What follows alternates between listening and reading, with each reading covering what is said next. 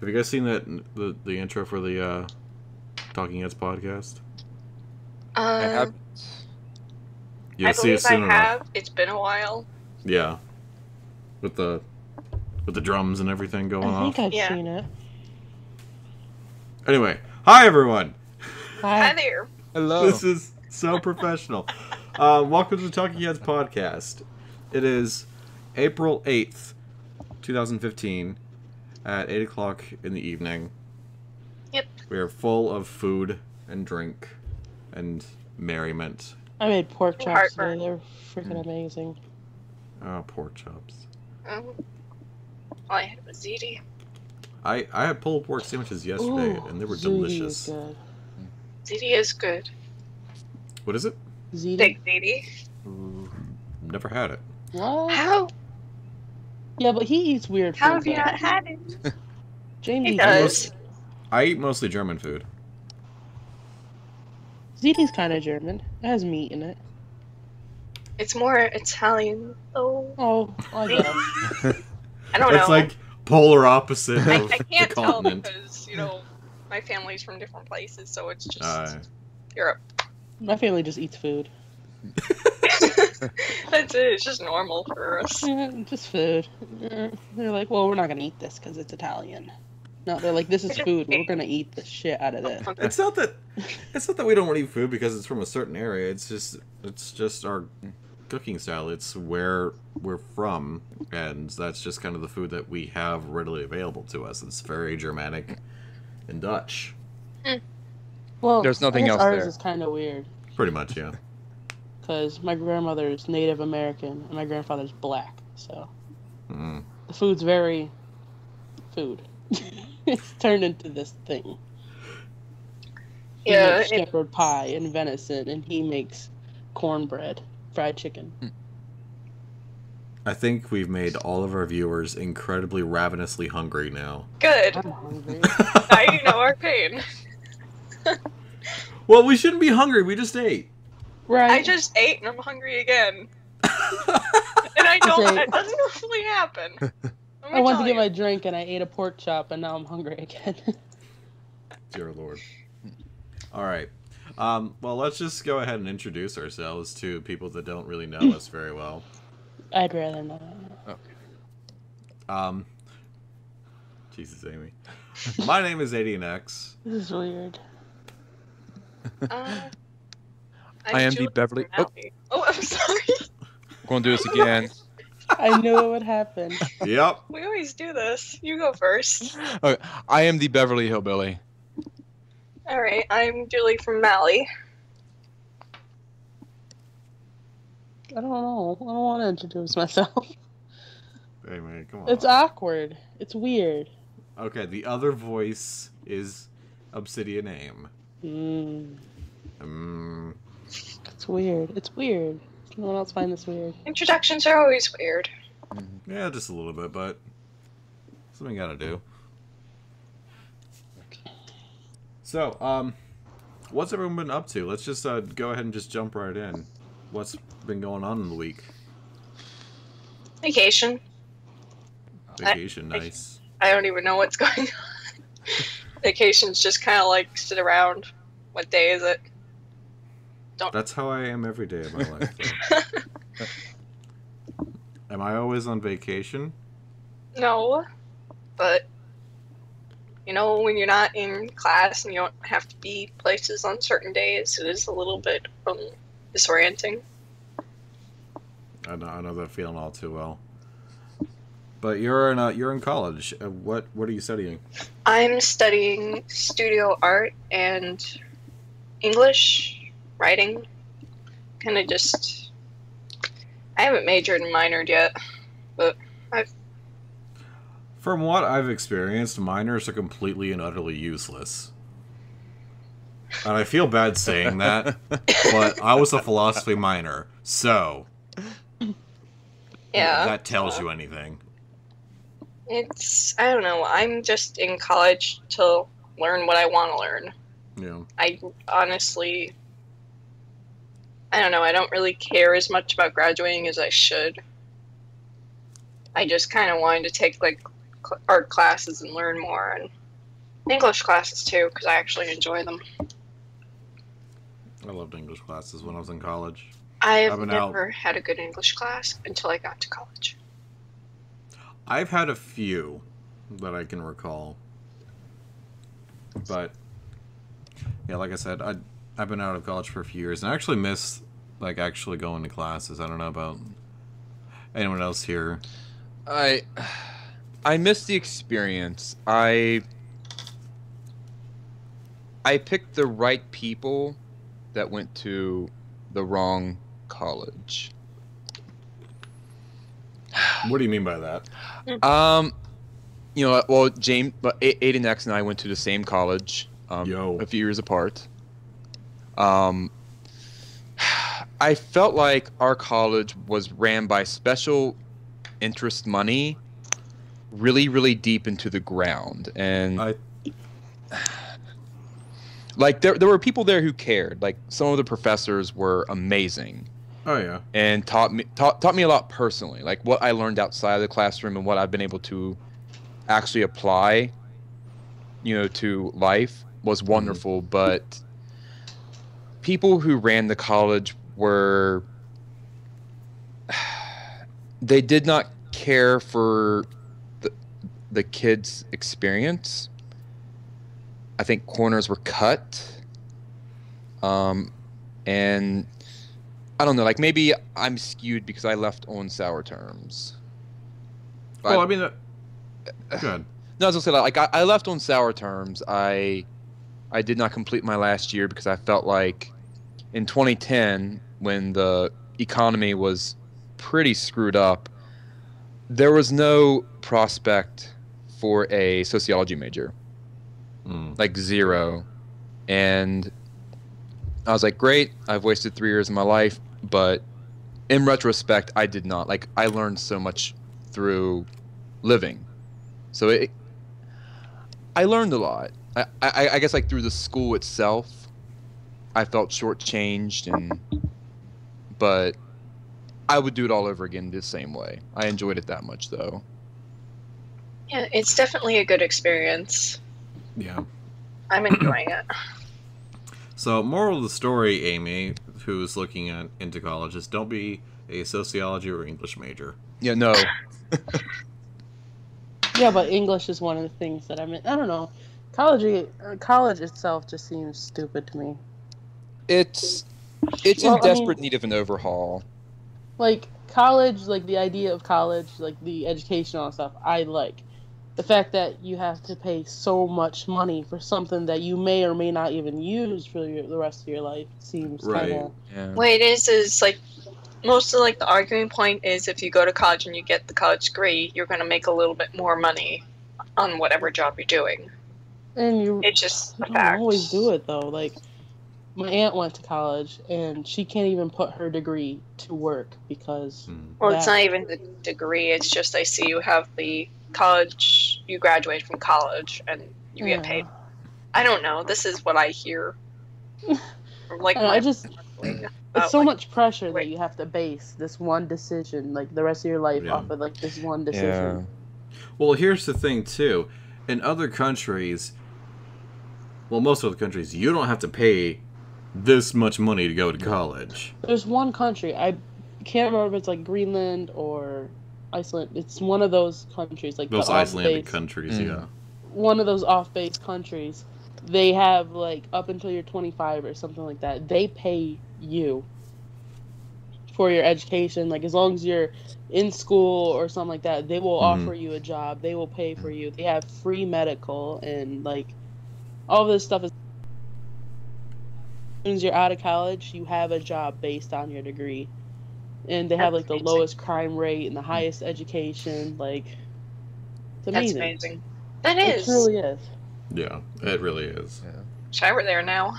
I'm fine with my college. My college is fairly and, like, good with once the tuition. a month they send you a check just for, like, existing. And, I don't know, the thing is, it's just great how they help them out so far, because, like, once you turn 19 or 18 or whatever, it kind of feels like you're just dropped. Like Yeah. we got Yeah, you this far, definitely. you're Mhm. on your own, and then you're just pushed off in this cliff, and you kind of lose people to tell you where to go and what to do, and you get lost quickly. It feels that way. It is that way. Oh yeah, Yeah. it really is that way. Damn it! Mom, I'm cleaning my room. Oh Jesus.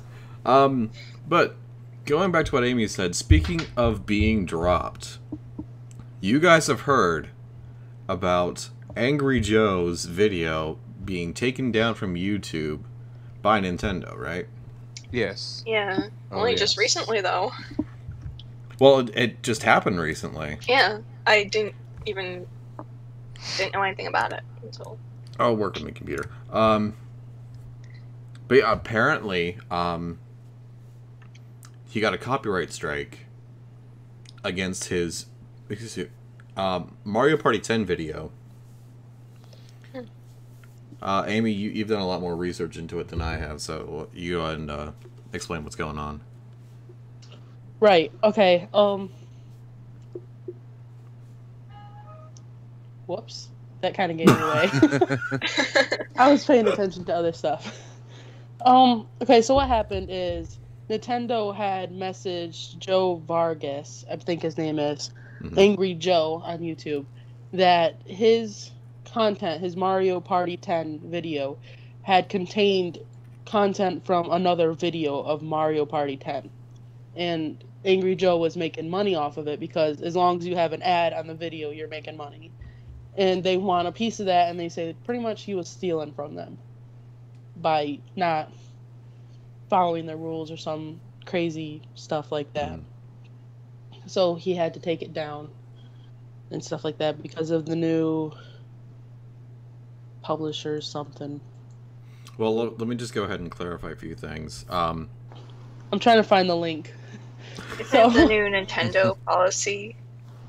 Right, the Nintendo creators Yes. have decided that they want a cut of the ad revenue, which, let me just boil down what the ad revenue is and how YouTubers get paid through monetization. Yeah, and you can put the link in the description if anyone wants to learn more about this. Right, we'll definitely do that, but Yeah. we'll just go ahead and explain it really quickly. Every view that you click, and I'm getting like pop-ups on my computer, it's just really annoying. But yeah, every minute of viewership that you get will accumulate a certain revenue from ads viewed. YouTube will take about 50-55% of that revenue, and you get the rest of the 40%. If you're part of a network, they take another chunk of that overall percentage, and you get left with what's remaining. Leftover scraps, basically. Right. Which is really piddly, but, you know, it's just kind of the nature of the beast. We kind of just accept it. Yeah. What Nintendo is doing is saying, we have a right to get ad revenue from our video games, from people playing our video games on YouTube and on Twitch. So, they're saying, if you are not a part of our creators program, you are going to get a copyright strike against you. If you are, we're going to take 40% of that 45% remainder, I guess, math. 40-45%, something like that. Yeah. And you're going to like it. Yeah, because too bad. I mean, they do have a right. It is their game, and Oh, yeah, definitely. They have a right they to do have that. every right to do that. I mean, as frustrating as it is, I mean, they have a right to do anything. It's their game. Yeah, exactly. But AngryJoe went on to make another video basically saying, I've been giving you guys free advertising. I deserve this. I deserve to have Nintendo videos being put up, and I deserve to be paid for those Nintendo videos. I kind of understand that though, because I mean, YouTubing is like his job. That's what he does. Yeah, he's known. I mean, I've definitely seen plenty of his videos. I've gone to him for reviews to learn if a game is good or not. And it's not like he claims the video game as his own. Yeah, I mean, everyone knows it is Nintendo's. It's instantly recognizable as Nintendo's. But the thing is, he is still getting money off of Nintendo's product. Mm-hmm. There is technically copyright infringement upon that. If you're making money off of someone else's product, that isn't right according to copyright law. Right. Yeah, I mean, it doesn't excuse it. But at the same time, you can understand why he's mad. Oh yeah, because copyright laws are just fucking insane to begin with. It is.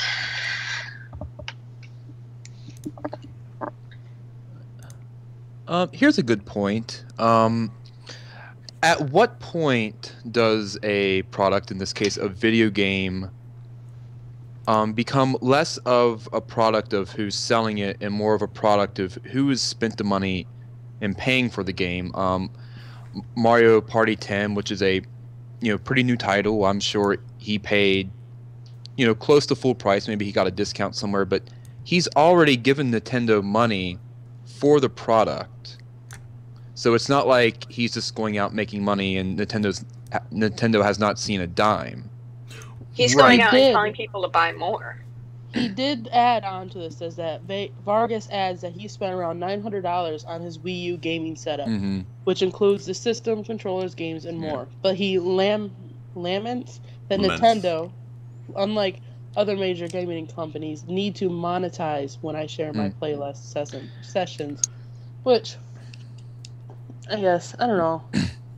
Yeah, well, here's another thing. How many views do you think that Mario Party 10 video would have gotten if it stayed up? And how much money do you think he would have... 2 million followers and growing. Right, so a fourth of that would pay for the Nintendo Wii U and a copy of the game about 5 times over. Yeah, and more people are going to view it over time. Right, even with that... it's okay. Even with that cut from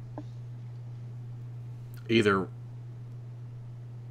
I just lost my train of thought. Even with that cut from YouTube or some other party that is helping advertise his videos, he's still making out pretty well. Yeah. But this is his job. Like, we're not talking about some side project. Like, this is his livelihood. So I think that's why this is a very important topic that, we watch how it plays out. Don't they already get a cut for it anyways? Like, from the get-go? Don't they already get a cut of whatever he makes? Like, the chunks that are taken out, like, already, like, to Nintendo, PlayStation, and YouTube, anything else involved in this anyways? Unless Sony doesn't have any creators program like Nintendo does, nor does Microsoft. They're pretty liberal about it. It's all down to the little IPs, like Ubisoft has their Roku program, which is essentially like the Nintendo Creators Program. But I think they take maybe a bit more money. But they're really hush-hush about it, and they're a bit more liberal when it comes to what the commentator can and cannot say or do. Like, in the Nintendo program, you can't really be, like, cussing and swearing up a storm. Or bad-mouthing the game. Right, but that's with any IP company allowing their IPs to be recorded. Five Nights at Freddy's movie? Amy. I'm sorry. It popped up on my screen. Yeah, I heard about that yesterday. Anyway. But yeah, the Nintendo Creators Program is very strict about what a commentator can and cannot say or do during the recordings. Which, I mean, is understandable because, Nintendo is a very family-conscious game development. Yeah, it is. It's a lot of children are playing Yeah. some of their games. It's more kids. But there still are a lot of people, like especially for us, like we're the first group of people who grew up like as little kids with an NES, and there's a bit of nostalgia with Nintendo. That's why we like reach back for those really old favorites. I feel like Nintendo has maybe like 1 foot left to stand on because they're a distant third behind, the big console giants, and Steam has been around long enough where it's considered a legitimate option for gaming. Nintendo just seems to be kind of lagging behind, and like where nostalgia is about the only thing it has left. Yeah, that is a little bit true. Yeah, I feel like they're shooting themselves in the foot by saying, okay, it's fine if you play our games and post that experience online, but we have this long list of rules, and they may seem a little tough, but sorry, that's our deal. I think this is going to backfire on them very badly. Yeah, because it's nostalgia is what's keeping it going, too, if you think about it. I mean, a lot of the old games that we played as kids, of course, we're going to want to play them again, share them with others on YouTube, Twitch, and anything. So, I don't know. I don't like many of mine, to be honest. Not anymore. I still have plenty of old games that I play. Yeah. But there are still good standbys. Like Mario Party, is a standby. Of course, Mario and Kirby and Legend of Zelda series. Yeah. Those are all good standbys that, you can easily overlook the rest of Nintendo's lineup and just, shrug it off because they're not memorable. Like, only the standbys are memorable. That's not a lot. Like, there's not much there that, like, Nintendo can be like, okay, we have strict rules, and, we can do this. I don't think they understand, unless I'm missing something, that they're not the powerhouse that they were 15 years ago. Yeah, that's kind of true. They are a bit limited, if you think about it, because it's when you think of Nintendo, the first thing that comes up is Mario or Legend of Zelda. Right. Oh, they did Zelda? Yeah. Yeah. Oh, how did I not know that?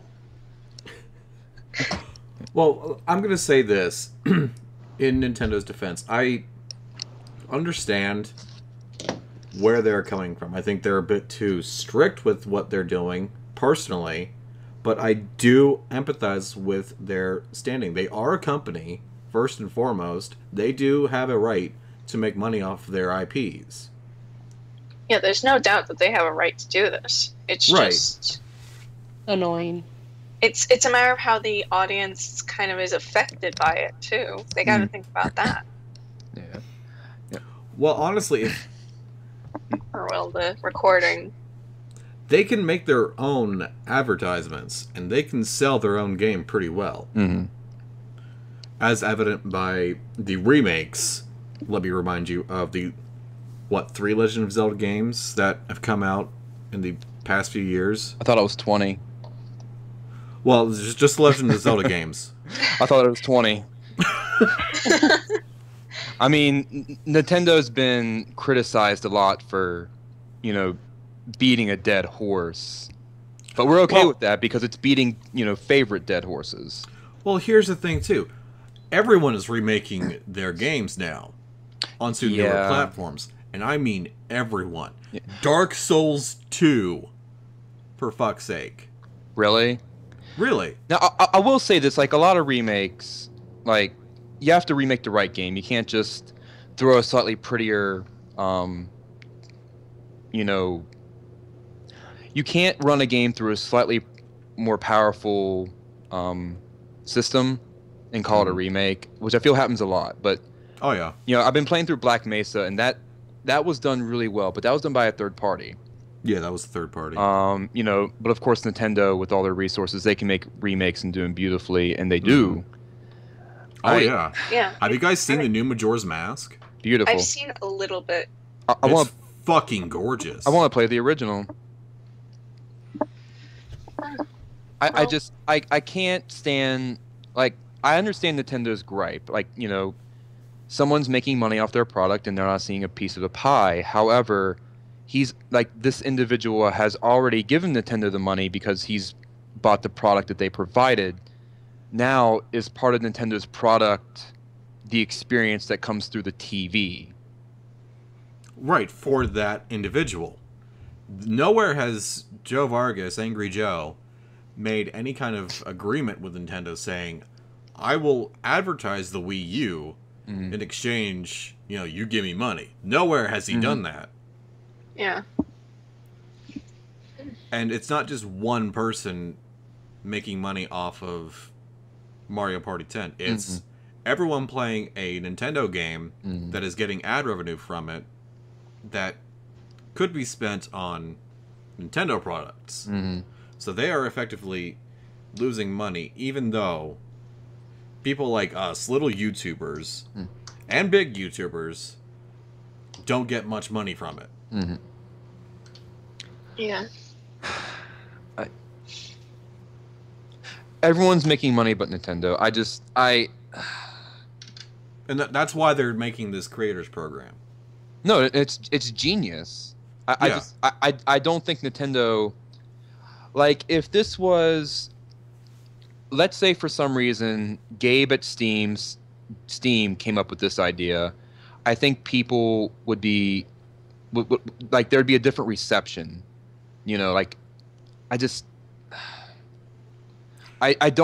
think this is a really, really bad idea. Like, I understand why they did it. I just don't think they have the power to push through with it and get people to be like, well, okay, Nintendo, if you say so. Amy, didn't you find out something about Steam's Amy?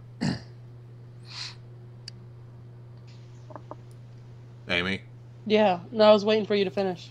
No, I couldn't think of it. The words. Something about Steam and their Oh, right, their customer service thing? That's it. Yeah. They're trying to update it. I forget who talked to them. Someone asked them a question about their customer service. Wasn't it the Better Business Bureau? Yes. And they pretty much said, well, your charts kind of suck. We don't really listen to them, so they don't matter. But you are right that we do need to step up our customer service game. So they're saying that they're going to try in 2015 to invent their customer service, the way everything works, including how you report to how they react. They want to be more responsive and more social with their audience, pretty much. So what was so shitty about Steam prior to this announcement of their change? They had a customer service thing prior to this? As far as I was aware, I never got any response. I never got any help for anything. It's just, they pretty much lack. They're very lazy about it, as far as I'm aware. I mean, other people may have different experiences, but so far, all around, it's the same thing that I've heard. It's basically a lack of helpfulness. Yeah, they're just very shy. So it's kind of an apathy towards their consumers. Yeah, they're supposed to be trying to make it more, I don't know how to put it, easy to walk up to them. More approachable. Yeah, they're trying to make themselves more approachable and in return more responsive as well. Gotcha. So they're going to try and reinvent themselves. That sounds like a good idea. With a lot of big websites and companies and all that, getting a response isn't the easiest. Oh yeah. Because there's going to be thousands, millions of people asking billions upon trillions of things. So it's mostly, this game sucks. Can I get my money back? Yeah, and then you got people like that, and a lot of messages are going to be like that. And well, they're then not. they could do that whole thing. If you want returns, go to this fuck yourself page. That would be That's awesome. kind of what GameStop does, honestly. Really? If it's a brand new game and you have cracked the plastic on it, Oh. It's yours. Yeah, Oh. you can't return that. Dude, that is crazy. Like, out here, maybe because it's just the area, I love my GameStop. Like, they're wonderful. Like, they take anything. They don't ask questions. That should be a company policy. It should be. I mean, like, hate my GameStop. My GameStop's more like James. Like, back my east, GameStop is very awful. sexist. Mine don't even yeah. like talking to me. They won't approach me. They won't talk to me. And when I ask them about the game, they're looking at me like, "Are you sure you wouldn't like Sims?" Excuse me? Really? No. Yeah. But you do like Sims. I do, but that doesn't even steer me to it. It doesn't give them right to be No, I know, sexist I know. about it. Exactly. But that's like I'm most just being gaming shit. stores here anyways. Because Okay. the other gaming store I went to, I tried to buy DMC and they're looking at me like, "Are you sure you want it?" Yeah. That They're is "You such want a us to gift wrap contrast. it?" And I'm like, "What? Why? Just give me the game." That is such a contrast from the GameStop over here. They're actually pretty friendly and approachable. If you get a game, they'll be like, "Oh, hey, this game's great, has great graphics and all that stuff," and Oh, they're yeah. chatty about it. They're great. Yeah, the one that I work at. Hi, I work at GameStop, by the way. I don't know if that was ever mentioned during this recording, but the one that I work at, we are actually told to be social. Don't just stand behind the counter and wait for people to come up to you. Go out behind the counter, approach the customers, try to help them out, make some good decisions about games. Don't let them get Sonic 06.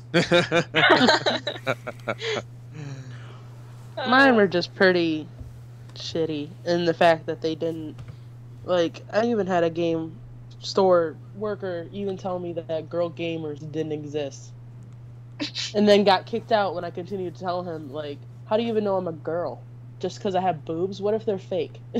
So he just... Oh It my was a god. whole argument that went on, which could have been avoided if you would have just gave me my change.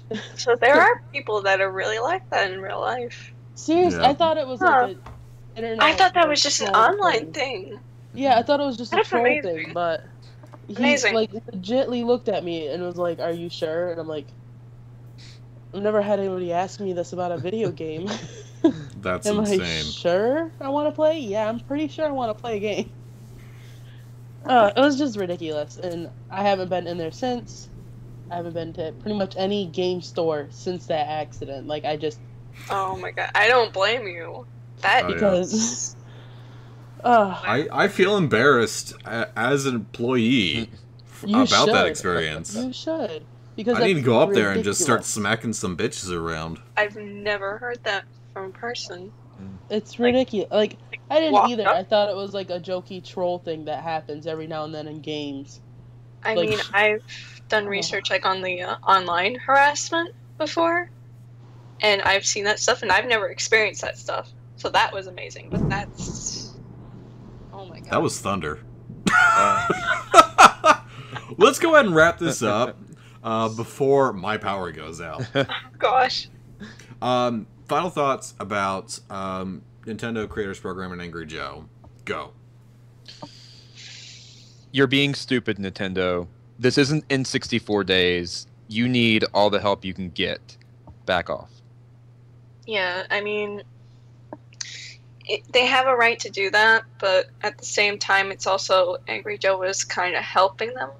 It's kind of like there's faults on both sides, really, if you think about it. I agree with Julie, but I'm going to respectfully disagree with Gary. I think Nintendo is doing what any good company should do. That's protect their IP.